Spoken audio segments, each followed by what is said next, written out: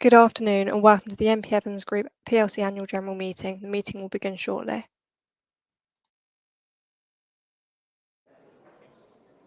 Yeah, good. Are we ready? Yeah. Great. Ladies and gentlemen, good to see that everybody has a seat. It is now 12 noon, the time appointed for the annual general meeting. I have great pleasure in welcoming you to the meeting. A quorum of 2 members is required, and I confirm that more than this number is present. I'm also pleased to inform you that the meeting today is being live streamed and recorded so that shareholders and other stakeholders who cannot be present can view it live or watch it on the company's website in due course. And I'm pleased to confirm that I'm joined today by my colleagues on the board. Sadly, though, without Tanya, who I think we will let off because she is in Iceland for a family reunion of 150 family members, which had been planned long ago. So we wish her well for that, and I'm sure she will be back here next year. I would, though, just like to take the opportunity to say, on behalf of myself, on behalf of the board, and I think on behalf of all shareholders, there are seats at the front, by the way, a huge thank you to my colleague Bruce, who has served on the board magnificently for the last 9 years and will be retiring in his capacity as a non-executive director. For the last number of years, he has been our senior independent director as well as chair of both the Audit Committee and the Remuneration Committee. Bruce has so many different skill sets and areas of knowledge and expertise, it's hard to enumerate, but amongst them, banking, commodities, agriculture, ESG, many, many others. Yours will clearly be a tough act to follow, but I know that we'll stay in touch with you and you with us, and I'm sure we'll be seen again at these meetings. But you've been your contribution to the board has been invaluable in terms of the wise counsel that you've offered us, and you've been a great and loyal support to us. So thank you so much.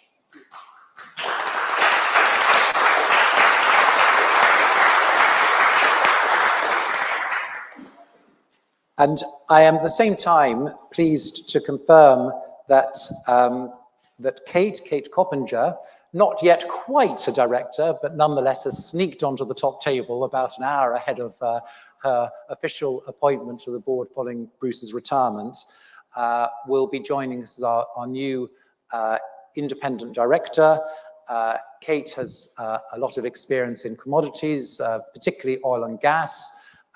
Both as an executive, she's managing director of Standard Chartered Oil and Gas, before several years ago going to a more sort of plural role as a non-executive director of a number of AIM-listed and particular companies, specializing particularly in oil and gas. But there are many sort of parallels, and she has experience as chair of both Audit Co, RemCo, and as a senior independent director, and will immediately take on the role of our Remuneration Committee chair. So welcome, Kate, very shortly to our board. I'm also pleased to confirm that, as was announced recently, Michael, who's been with us now for 3 years, something like that, yes, and whose advice we value hugely, has made a massive contribution to the board already. And I have a great pleasure in confirming that he will be taking on the role of Senior Independent Director and as Chair of the Audit Committee.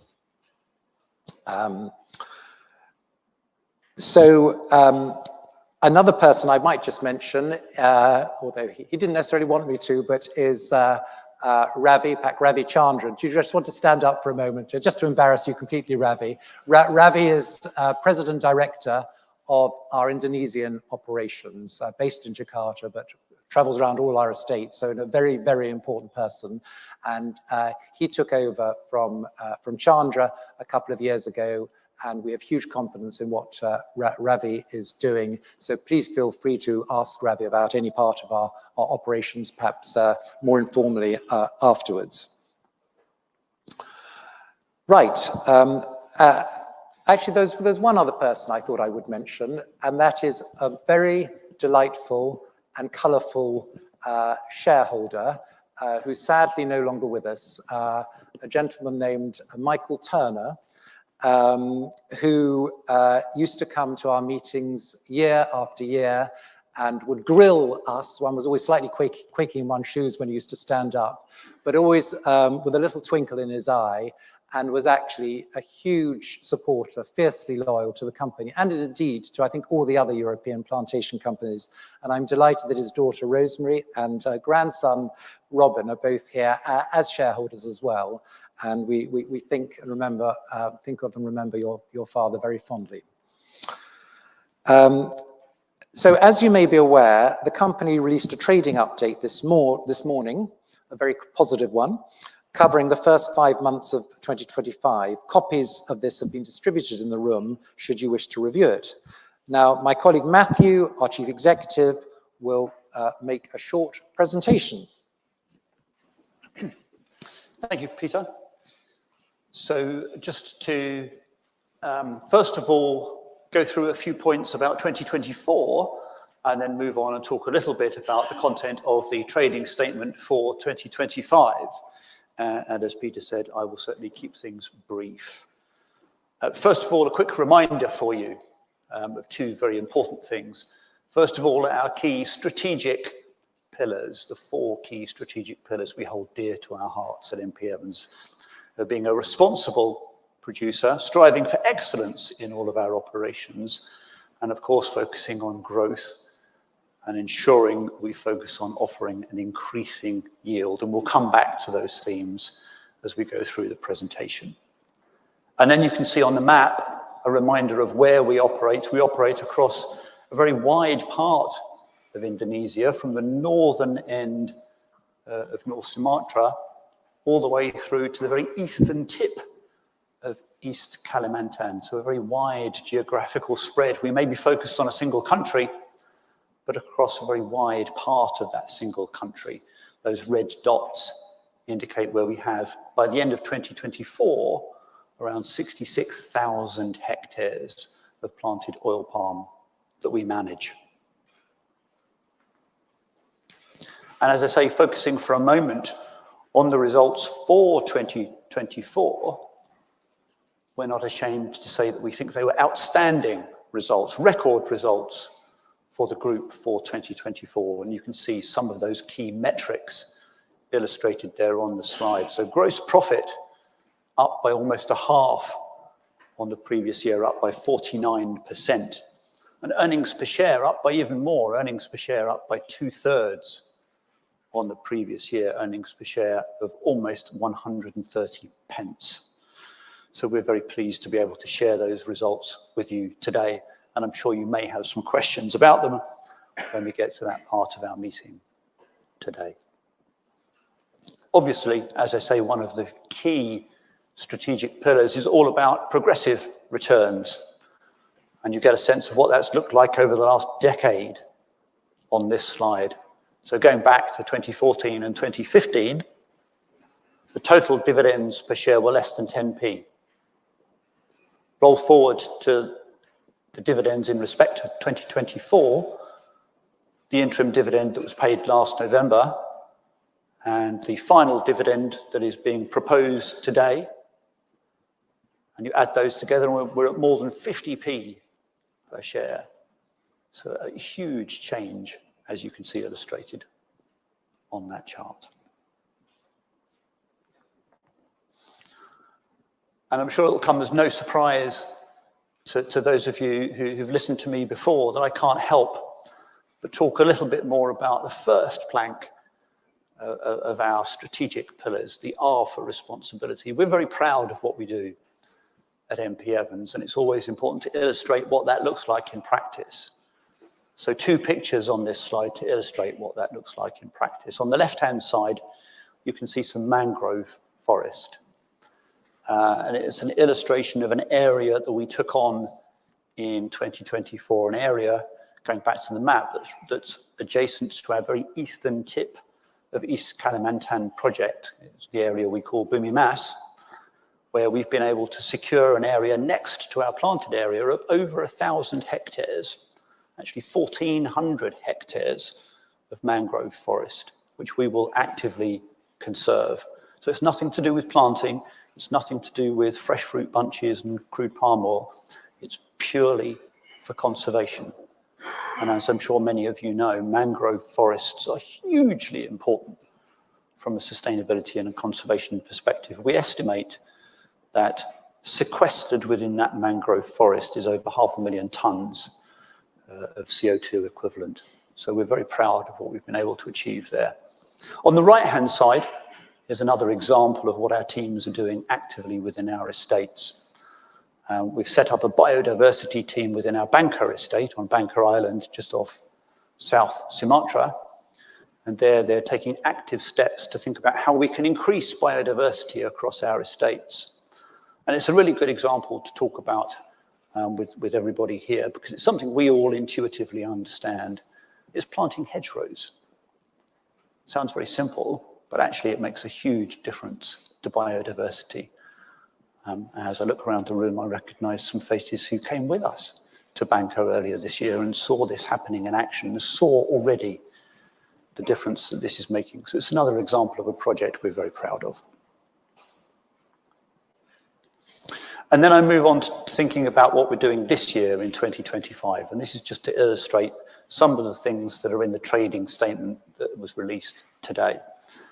We've seen an increase in the crop that we're harvesting in the areas we manage, an increase of over 10% in the first 5 months of this year, which is fantastic to be able to report. And we have deliberately restricted the amount of crop that we're buying in from outside suppliers. The crop that we harvest is much, much better quality than the crop that we buy in from those outside suppliers. So we're actively changing our product mix that we put through our mills. And that's going to make a big difference for us as we continue to do that. Obviously, you've seen the story of price in the first 5 months of this year. And the price that we sold our output for is significantly higher than the first 5 months of last year, up by over $100 per ton. So you take those 2 parts of the equation together, and we're very excited about what the first half is going to bring for us. Oh, and I shouldn't forget as well, as the CPO, our secondary product, palm kernels, and the price that we're selling our palm kernels for is over 80% higher than the first 5 months of last year. Whilst kernels are a smaller part of our output, that kind of price difference is going to make a difference to our overall results as well. And then thinking about growth. So thinking about, as we go through our strategic pillars, responsibility, excellence, growth and yield, we're continuing to grow as well. We're continuing to plant new areas in our existing estates. We're continuing to plant in South Sumatra at our project called Musi Rawas. And we're continuing to plant in some of our more recently acquired areas. You remember we acquired an area called ABK in 2023, where we're planting more hectares there as well. And excitingly, as we announced in April, we're just in the process of buying an additional area close to our Bumi Mas project on the eastern tip of East Kalimantan as well. Take all of this together, and we fully expect to hit another milestone before we get to the end of 2025. We fully expect to be over 70,000 planted hectares managed as well. So I hope you get the sense from that not only are we very pleased to be able to share with you and talk about the 2024 results today, but we think there's lots of good stuff coming in 25 as well. With that, I'll hand back to Peter. Thank you, Matthew. My colleagues and I will now be pleased to deal with any general questions or particular points on the report and financial statements which shareholders present at the meeting would like to raise. So please raise your hand and wait until the microphone reaches you before speaking, if there are any questions. Could I ask your extent smaller trees that can be harvested by machines rather than by hand? That's shall we pass that to one of the agriculture? Do you think to Chandra? Shall we ask? Would you like to answer that one, Chandra, as our agricultural, one of our two agricultural experts on the board? Can the trees be bred to a lower level? Is it? Oil palm breeding has concentrated on shortening the height of palms, but not to the extent yet to be very easily mechanized. Because you see, for a machine to get into a piece of land planted with oil palm, you need to basically get the infrastructure right. Right now, most companies in their second cycle and their third cycle are already preparing fields for mechanization. I must also highlight that there has yet been found a machine that's suitable to harvest, but there are many trials going on in Indonesia and Malaysia working towards mechanical harvesting. Thank you. Yes, when it's interesting that both in the rubber and the oil palm sector, the majority of the, whether it's, rubber trees or oil palms are still, most of the work is done by hand, although there is increasing work going on to help to mechanize, and there is some experimentation with the smaller palms, but so as not to have such long poles necessary. So, but there's still work going on, I think. So, fair comment. Any other questions? Yes. Mark Atkinson, private investor. Two questions, please, Mr. Chairman. Firstly, on the acquisitions, the area is described as relatively young, with nothing being planted before 2016. Could you give some kind of guidance as to when you expect this will reach its full potential? And secondly, on the EUDR, which comes into effect in January 2026, this will require supply chains of products sold in the European Union to be free of deforestation. Now, neither do we participate in deforestation or import into Europe, but the EU will have the power to fine a company up to 4% of their European turnover. That's for non-compliance. So this is a lucrative incentive for the EU to fight against businesses, and I would expect them to be zealous in their execution. Is there any risk to us of fine contagion simply through administrative oversights? Mm-hmm.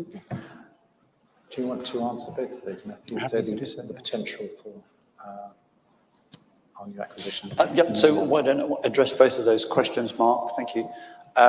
So for the acquisition that we're contemplating and working through completing at the moment, as you say, it's all relatively young planting.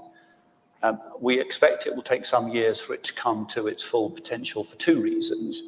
One, because we think there's an opportunity for us to add value through improving the agronomy and improving the management in that area, which is something that we identify in a number of the acquisitions that we do. But two, more simply because it is still quite young. And so the average age, I think, is, what was it? The oldest plantings are 2016, making them less than 10 years old. The average age, of course, is much younger. So there are many years over which the yield will increase naturally as it comes to its full potential as the palms mature. So there is some time, I don't have an exact number of years, but it's going to take between 5 and 10 years before it will reach its full potential just through its natural maturing. So there is some time for us to enjoy an increase in benefit from the yield coming through from that estate that we are acquiring. On the EUDR point, we see it far more as an opportunity than as a risk.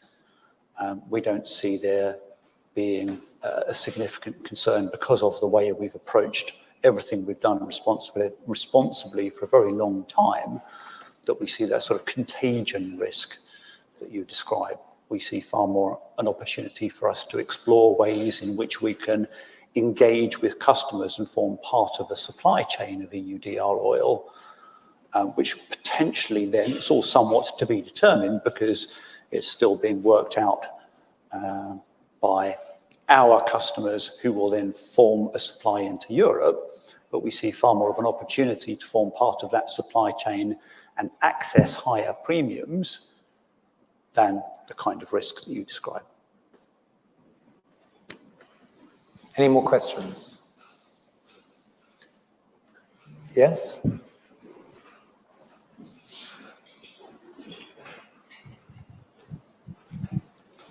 Good afternoon. My name's Phil Clark, a very happy long-term shareholder. It's good to be here. First of all, many congratulations on the fabulous results. It's completely glorious to be a shareholder. Thank you very much for that.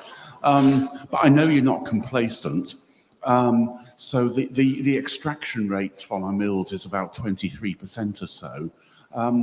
How do you benchmark that? How do you know that that's a good rate? And can we learn from others in terms of how we improve our yields, and similarly of the crop? How do we benchmark that, and how do we know we're doing well? Do you want to take that again, Matthew? Yes, no, absolutely. A very good question. It can be difficult to benchmark, but we do have access to some information from other mills in other companies to give us a good guide to where we sit within the pack.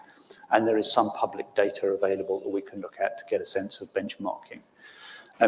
We believe that 23%, 23 plus actually, that we achieve is a very good extraction rate, and we're very pleased to be able to achieve it. As you say, we are absolutely not complacent, and our mill and estate teams work in close harmony to look at ways in which we can continue to improve our extraction rate. One of the ways in which we want to focus on improving our extraction rate is to think about the product mix that we put through, or the fruit mix that we put through our mills. And this comes back to the point that was being made earlier about the way in which we're harvesting more and more of our own crop from our own estates, which we believe, well, we don't just believe, we know, is of a much better quality, and restricting and reducing the amount of crop that we buy in from outside suppliers, which we know is of a lower quality and leads to a lower extraction rate. So if you change that product mix and do more of your own crop through your own mills and less of bought-in crop through your own mills, that has the effect of improving your extraction rate. We're doing that. We want to do more of it. Matthew. Any more questions? Yes, Martin. I'm very impressed by the facilities you've provided for the staff, the houses and what have you. So to what extent are the tenants or the occupants of these houses sort of responsible for their upkeep and the general upkeep of the facilities in the villages that you set up?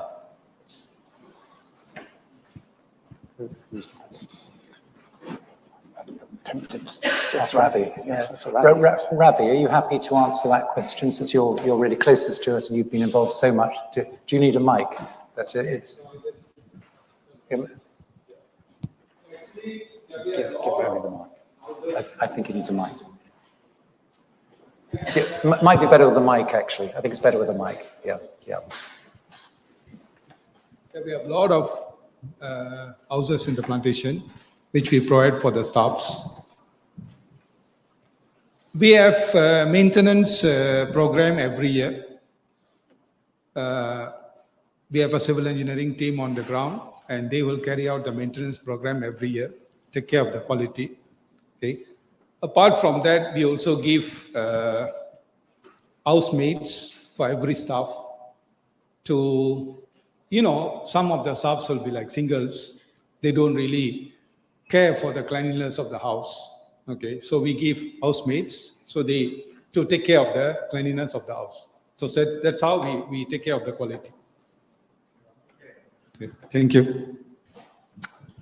Yes, I mean, I would add that I think one of the features of MP Evans that we do provide the highest quality of housing, school facilities, particularly on the remote areas, clubhouse facilities, and this all feeds into the theme of sort of REGI, responsibility, excellence, growth and yield, because by being responsible and providing excellent facilities, it helps to retain people. So senior managers and staff who wouldn't otherwise perhaps be willing to go and live in such remote locations, because of the high quality of the facilities, not least the excellent schooling for their children, are happy to go. So it all ties in together. Sorry, next question.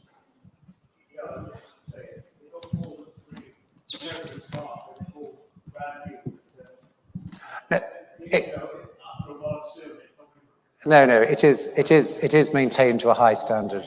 Yeah. Any other questions? Yes. I'm Richard Snelling. Hello. And I'm a very happy and fairly long-term shareholder. What I wanted to ask the board is, do you have any serious competitors and who there might be in the palm oil business? Well, funnily enough, in a sense where we're not really competing with other palm oil companies. I mean, we are a tiny part, a tiny cog in the sort of palm oil wheel, in that we account for less than 0.5% of all palm oil that is produced. And in a sense, it's actually good to compare notes with our peers, such as with our friends at KLK, who are shareholders in us, and they're much bigger operators than us. They have many more hectares, but it's really good to compare notes with each other. In a sense, the competitors are more the other vegetable oils that are produced, the biggest being soy oil. But we tend to be more competitive in terms of palm oil versus soy oil, because our costs tend to be lower. And we also, as an efficient Indonesian palm oil producer, have a comparative advantage over Malaysia, where costs are generally higher. So we do have a natural, if you like, edge over producers there. But we don't think of ourselves as competitors with other palm oil companies. Any other questions? Yes. Is there any problem in obtaining labour on outlying estates? Any issues with the labour, did you say? In obtaining labour? Sufficient quantity of labour. Do you want to answer, Matthew, or just yeah? In essence, no, we haven't found there to be an issue with obtaining labour. I mean, it varies a little bit location by location. As you saw in the presentation, we're very geographically diverse across Indonesia. In the northern part of Sumatra, the industry is a little bit more mature, shall we say, whereas in South Sumatra and in East Kalimantan, oil palm is that little bit newer. So obtaining skilled workers can be a little bit more challenging, and we require a need for a little bit more training to ensure that we have the people capable and able to do all the necessary skilled tasks within our operations. But other than that, at this stage, no. I mean, Indonesia is a huge country with a very large population. So access to a workforce has not really been a big issue for us. Thanks, Matthew. Any more questions? Right. Well, thank you so much. And of course, you have every opportunity to continue to ask us questions after the formalities of this are finished, which shouldn't be too long, and we can get outside again.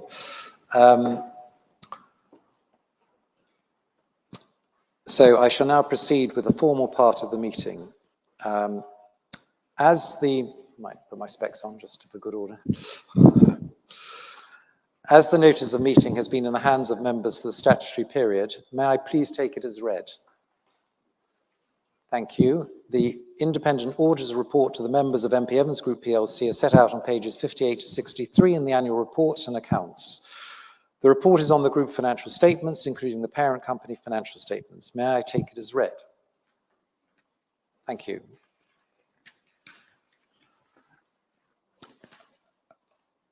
Voting today will be conducted on a show of hands. May I remind you that shareholders who are present here in person or by corporate representative are entitled to one vote on a show of hands. A proxy who is present and has been duly appointed by a shareholder entitled to vote also has one vote on a show of hands. Please do not raise your hand if you're not a shareholder or a formally appointed representative or proxy. Resolutions 1 to 6 are proposed as ordinary resolutions and require a simple majority to be passed.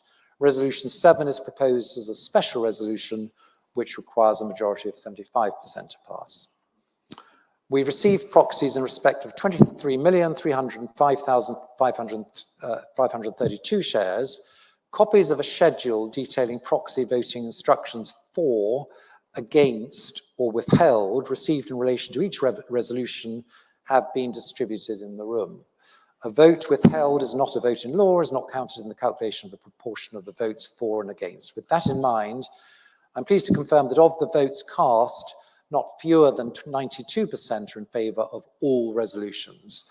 A breakdown of the results of the proxy voting is set out in the printed out schedule. The reports and financial statements have been sent or made available by digital means to all members, and I hope they provide shareholders with a clear explanation of the group's strategy, its activities, and its profit and financial position as at the 31st of December 2024. I now propose, as Resolution 1, that the report of the directors and the audited financial statements for the year ended 31st of December 2024, now laid before the meeting, be received. I put the resolution to the meeting. Those in favour? Those against? I declare the resolution carried. I now propose as Resolution 2 that the Directors' remuneration report as set out in the annual report and audited financial statements for the year ended 31st December 2024, now laid before the meeting, be received. I put the resolution to the meeting. Those in favour? Those against? I declare the resolution carried. I have pleasure in proposing as Resolution 3 that Mr. K. Chandra Sekaran be re-elected a director of the company. I put the resolution to the meeting. Those in favour? Those against? I declare the resolution carried. I'll nominate Bruce to put Resolution 4 to the vote. Thank you, Peter. I have pleasure in proposing as Resolution 4 that Mr. Peter Hasley-Chaplin be re-elected director of the company. Put the resolution to the meeting. Those in favour? Those against? I declare the resolution carried. Thank you. I now propose as Resolution 5 that a final dividend of 37.5 pence per share be declared payable on or after the 19th of June 2025 in respect of the year ended on 31st of December 2024 to all holders of shares on the register of members of the company at the close of business on the 25th of April 2025. I put the resolution to the meeting. Those in favour? Those against? I declare the resolution carried. I now propose as Resolution 6 that BDO, LLP, Chartered Accountants and Registered Auditors be appointed auditors of the company to hold office from the conclusion of the meeting until the conclusion of the next meeting at which financial statements are laid before the company in accordance with Section 4371 Companies Act 2006 at a fee to be determined by the directors. I put the resolution to the meeting. Those in favour? Those against? I declare the resolution carried. I now move on to the special business of the meeting and propose as a special resolution, the resolution as set out in the notice of meeting number 7. The resolution gives authority for the company to purchase up to 10% of its own shares during the coming year, as and when the directors consider it appropriate. I put the resolution to the meeting. Those in favour? Those against? Okay, noted 1 or 2. I declare the resolution carried. Now, before concluding the business of the meeting, it's always been customary for a shareholder kindly to propose a vote of thanks to our staff overseas, who, as you know, perform the most extraordinary job, all 12,000 of them. And if somebody were kind enough to, our normal proposer, Christopher Moore, doesn't appear to be with us, I don't think, but there's somebody else who's, yes, thank you very much. That's very kind. That will be conveyed. No doubt Ravi can take the message back to Jakarta and convey that to all concerned. So thank you all very much for attending. You're now invited to join us for some light refreshments in the courtyard. I think the sun is shining and hopefully will remain dry, and I think it will for the next hour or 2 at least. So please join us there. Thank you again for coming.